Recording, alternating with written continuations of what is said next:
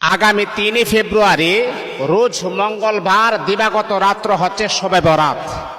এই শবে বরাতের রাত্রিতে কি আমল আপনি করবেন, মা বোনেরা ঘরে যারা আছেন কিভাবে আপনারা নফল নামাজ পড়বেন এবং কি নিয়মে তাসবিহ তাহলিলগুলো আপনি আদায় করবেন, নামাজ যে আপনি পড়বেন কিভাবে আপনি নিয়ত করবেন, আজকের এই ভিডিওতে সম্পূর্ণভাবে আমি আপনাদেরকে জানিয়ে দিব শবে বরাতের রাত্রটা আমরা কিভাবে কাটাবো এবং এর পরের দিন কয়টা রোজা রাখতে হবে এবং শবে বরাতের উসিলাতে কয়টা রোজা রাখতে হবে।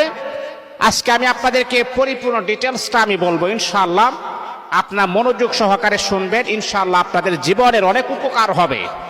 দেখুন, কত সময় আমরা কতভাবে অতিবাহিত করি, কত মিনিট কত ঘন্টা সময় আমরা কত নাপাক অপবিত্র কাজে আমরা এইগুলাকে ব্যবহার করে, কিন্তু আল্লাহ পাকের এই পবিত্র কোরআনের মাধ্যমে কি আপনি আপনার জীবনটা পরিচালনা করতে পারেন না?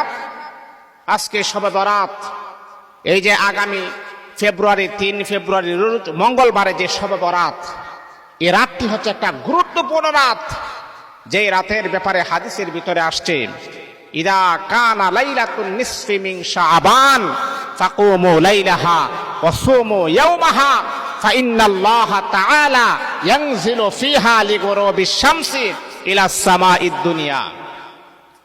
কারণ এই শবে বরাতের রাত্রিতে আল্লাহ পাক রব্বুল আলামিন ওই সময় তিনি প্রথম আসমানে চলে আসেন।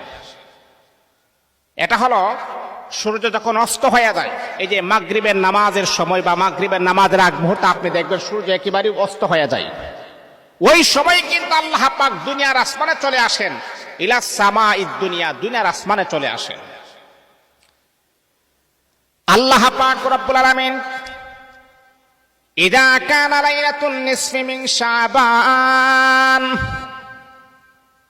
14 তারিখ দিবাগত রাত শবে বরাত যখন শুরু হয়ে যায়, এই আমার বলল যখন মাগরিবের নামাজের যখন আজান হয়ে যায়, আজানের আগ মুহূর্তে আপনি দেখবেন সূর্যটা একবারে অস্ত হয়ে যায়, ওই সময় কিন্তু আল্লাহ পাক রব্বুল আলামিন প্রথম আসমানে চলে আসেন।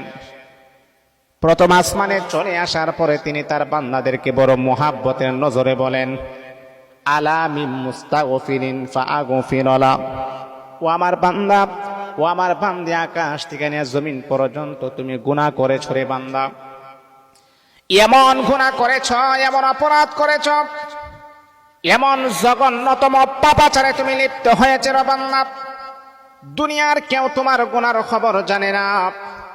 এমন অন্যায় করেছ, এমন অপরাধ তুমি করেছ, যদি তোমার আত্মীয় স্বজন, পাড়া প্রতিবেশী, বন্ধু বান্ধব, এমনকি তোমার মা বাবা যদি তোমার গুনার খবর জানে, তাহলে তোমাকে তারা বাড়ি থেকে তাড়িয়ে দিবে। বান্দারে, এমন নাফরমানি তুমি করেছ, ওই নাফরমানি যদি তোমার এলাকার কোনো মেম্বার, চেয়ারম্যান জানে, তাহলে তোমাকে গ্রাম থেকে তাড়িয়ে দিবে। কিন্তু রে বান্দা, এত জঘন্যতম গুনাহ করার পর আমি আল্লাহ প্রকাশ করি নাই, গোপন রেখেছি। এই যে দেখো, লাইলাতুন নিসফি মিন শাবান, 14 তারিখ দিবাগত রাত শবে বরাতে যদি 2টা হাত বাড়াইতে পারো, এই আমার বান্দা চোখের পানি ছেড়ে দিয়া আমি আল্লাহ পাক রব্বুল আলামিনের কাছে যদি তওবার মতো তওবা করতে পারো, আল্লাহ পাক রব্বুল আলামিন কুরআনুল কারীমের ভিতরে বলেন, লা তাকুনাতু মির রাহমাতিল্লাহ ইন্নাল্লাহা ইয়াগফিরুয যুনুবা জামিআ ইন্নাহু হুয়াল গফুরুর রহিম। হে বান্দা, নৈরাশ হয় না, হতাশাগ্রস্ত হয় না রে বান্দা। এই যে শাবানের 14 তারিখ দিবাগত রাত হলো শাবান শবে বরাত, ওই রাত্রিতে যদি তওবার মতো তওবা করতে পারো, খালেস দিলে তওবা করতে পারো, আর যদি তুমি বলো আল্লাহ আমি অন্যায় করেছি, অপরাধ করেছি, শয়তানের প্রবঞ্চনায় পরে আমি জুলুম করেছি, আল্লাহ তুমি আমাকে ক্ষমা করে দাও, তুমি আমাকে মাফ করে দাও, আর জীবনে কোনোদিন জিনা করব না, আর জীবনে কোনোদিন পাপাচারে লিপ্ত হব না, আর জীবনে কোনোদিন আমি গুনাহের কাজ করব না, আর জীবনে কোনোদিন আমি নামাজ ছাড়ব না, আর জীবনে কোনোদিন অন্যের হক নষ্ট করে খাওয়ার কোনো চিন্তা ফিকির আমি করব না, জনগণের টাকা আমি আত্মসাৎ করব না।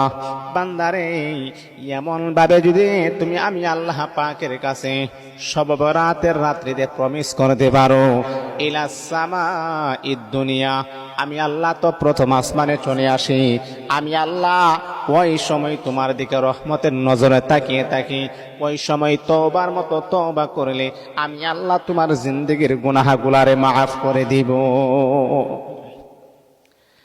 এই জন্য বাবা বন্ধুরা আমার, আগামী 3 ফেব্রুয়ারি মঙ্গলবার রোজ, মঙ্গলবার শবে বরাত, ওই রাতটাকে কি কি আমল আপনি করবেন শোনেন, দিনের কান লাগে আপনি শোনেন। 1 নম্বর হলো বেশি বেশি আপনি নফল নামাজ আপনি পড়বেন। অনেকে আমাকে প্রশ্ন করেন, হুজুর এই যে শবে বরাত যে চলে আসছে, কয় রাকাত নফল নামাজ পড়তে হবে আপনি আমাদেরকে জানায়া দেন। ও আমার মা ও আমার বাবা, না না, কয় রাকাত পড়বেন এটার কোনো নির্দিষ্ট কোনো রাকাতের সীমারেখা নাই। কিন্তু মা গো ও আমার বাবা, যত রাকাত আপনার মনে চাই, আপনি যদি ভালোভাবে যদি আপনি 20 রাকাত পড়েন কোনো সমস্যা নাই, ইখলাসিয়ত ভাবে যদি আপনি 12 রাকাত পড়েন কোনো সমস্যা নাই। আর আপনি যদি প্রতিজ্ঞা করেন না না আমি 20 রাকাত পড়ব না, আমি 100 রাকাত পড়ব, এত কোনো সমস্যা নাই। কিন্তু মা, নামাজ যদি আপনি পড়েন মনোযোগ দিয়ে নামাজ পড়বেন, তাসবিহ তাহলিল গুলা সুন্দরভাবে আদায় করবেন, রুকু সিজদা গুলো একইভাবে ধীরে ধীরে আপনি আদায় করবেন, কম নামাজ পড়লেও এটার যাজা বদলা আপনি পেয়ে যাবেন। আপনি যদি বলেন যে না আমি 100 রাকাত নফল নামাজ পড়ব, কোনো সমস্যা নাই, কারণ কত রাকাত পড়বেন এটার কোনো নির্দিষ্টতা নাই। এই রাকাতে বেশি বেশি নামাজ পড়বেন তত বেশি আপনার আমল নামার ভিতরে সওয়াব গুলা লিপিবদ্ধ হবে, তত বেশি আপনার আমল নামে সওয়াব হবে। নিয়তটা কিভাবে করবেন, যে আল্লাহ আমি 2 রাকাত শাবানের, লাইলাতুন নিসফি মিন শাবান, আমি 2 রাকাত শবে বরাতের নফল নামাজ পড়িতেছি, আল্লাহু আকবার। নিয়ত এভাবে করবেন, হে আল্লাহ তোমার সন্তুষ্টির জন্য, তোমার খুশির জন্য আমি 2 রাকাত শবে বরাতের নফল নামাজ পড়িতেছি, আল্লাহু আকবার বলে নিয়ত বাঁধবেন। মহিলারা আছে এভাবে নিয়ত বাঁধবেন। তারপরে আমি আপনাকে বলবো, দেখেন 20 রাকাত, বা আপনাকে বলবো 100 রাকাত পড়ার কোনো প্রয়োজন নাই, 50 রাকাত পড়ার প্রয়োজন নেই। আপনি ইখলাসিয়ত ভাবে আমলের সাথে মুহাব্বতের সাথে আমলটাকে, নামাজটাকে মুহাব্বত নিয়ে মাত্র আপনি 10 রাকাত 12 রাকাত পড়েন, সময় নিয়ে আপনি পড়েন, এটাই আপনার নাজাতের জন্য ওসিলা হয়ে যাবে। তাহলে 1 নম্বর হলো ওই রাত্রিতে আপনি বেশি বেশি করে নফল নামাজ পড়বেন, জিকির করবেন। আপনি যখন 2 রাকাত নামাজ যখন আপনি পড়বেন, আবার 2 রাকাত নামাজের জন্য আপনি দাঁড়িয়ে যাবেন, যখন আর 4 রাকাত যখন হয়ে যাবে তখন বসে বসে আপনি জিকির করবেন, লা ইলাহা ইল্লাল্লাহ, লা ইলাহা ইল্লাল্লাহ, আল্লাহ আল্লাহ আল্লাহ আল্লাহ আল্লাহ আল্লাহ আল্লাহ, এইভাবে আপনি জিকির করবেন। সুবহানাল্লাহ সুবহানাল্লাহ সুবহানাল্লাহ সুবহানাল্লাহ সুবহানাল্লাহ, মানে বসে বসে আপনি জিকির করবেন। আলহামদুলিল্লাহ